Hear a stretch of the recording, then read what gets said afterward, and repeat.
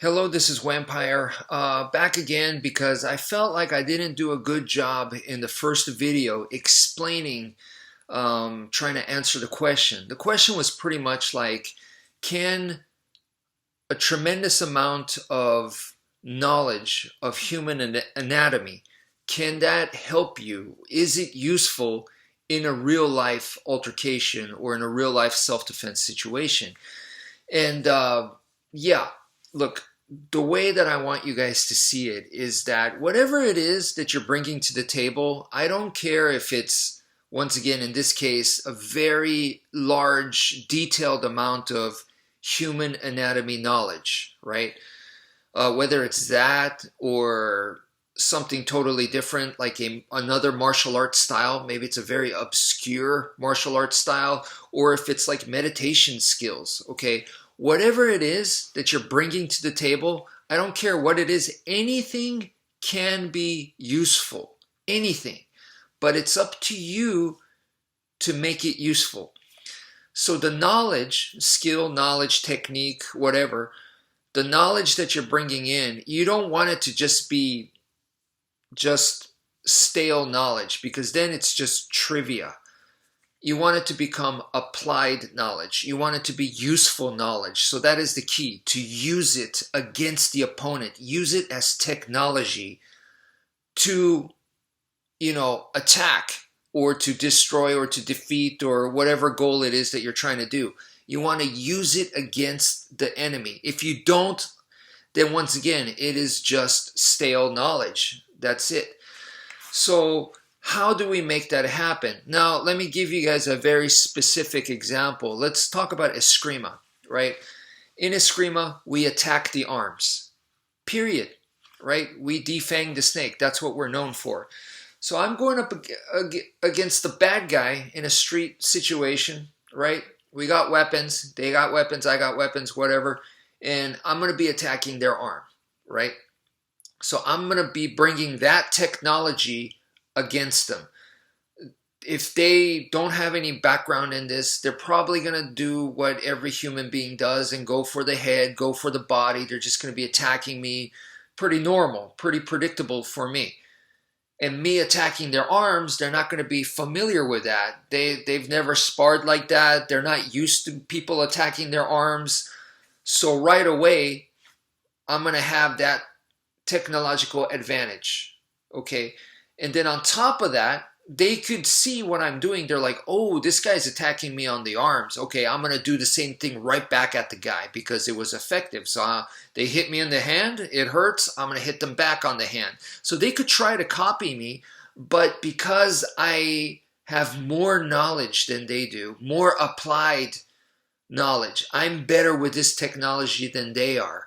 I'm going to bring all of that into this circumstance. For example, in Filipino martial arts, we have the outside of the arm and the inside of the arm. So if this guy is like, let's say he has MMA background and he's a very good Muay Thai fighter, or he has a background and he's confident in kickboxing. So he has like a Muay Thai stance and that's what he's using against me.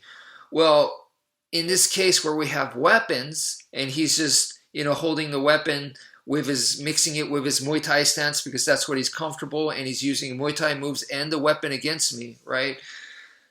I know that in Filipino martial arts, we learned that the inside of the arm is more vulnerable against bladed weapons, and then against impact weapons, you prefer to take it on the inside of the arm. The outside of the arm is the opposite of that. If you had to take a bladed weapon, which we don't want to either way, but if you had to, you'd rather take it on this side than on the inside. And but that being said, against an impact weapon, the outside of the arm, it can really, bones can break, things can break easier, right? It's not as soft. So I'm going to be bringing that knowledge to the table, and I'll be using that against them.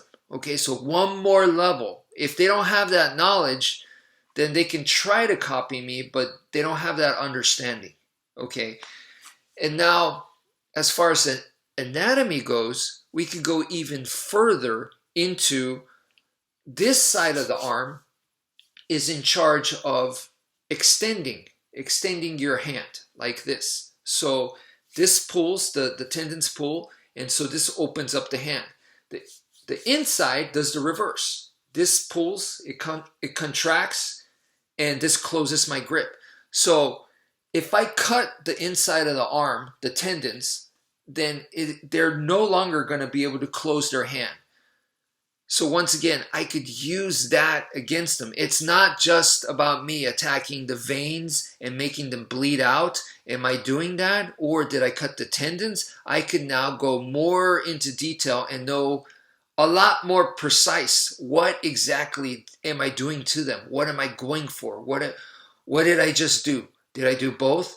Or are they going to bleed out? So then now I want to create some distance and kind of like let the time go by, because the more blood comes out, it's going to be more difficult for them. Or is this a case where now they're going to have trouble holding on to the weapon? So that kind of knowledge there comes from the anatomy. And by the way, that is the biomechanical cutting. That is from Professor Bram Frank. So let me just quote, and because that's not something I invented. I heard it, or I read it from studying Professor Bram Frank's material, because he sent me a bunch of ebooks and stuff. So I just want to cite the source, so to speak. Okay.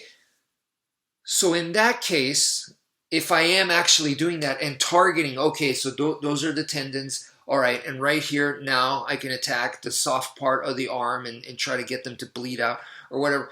Now I'm using that knowledge, once again, on top of the outside and the inside against my opponent. So I got more technology against them. And they, unless they've known that, trained that, they know what they're doing, they're not going to be able to keep up. And that is the whole point, right? So all this knowledge, it doesn't have to be anatomy, but in this case, it was very specific. It was anatomy was brought to my attention. If you use it like that, then you could use it against the opponent. But if not, then it's just a whole bunch of trivia. I know the name of this bone. I know what tendons attached to it. I know the ligaments. But so what, right? So it needs to be useful to what you're doing. And in this case, it's a self-defense situation. It needs to tie all into your strategy. It needs to be put together that way. So I hope that makes sense. That's it for now. Thank you for viewing, and take care, folks.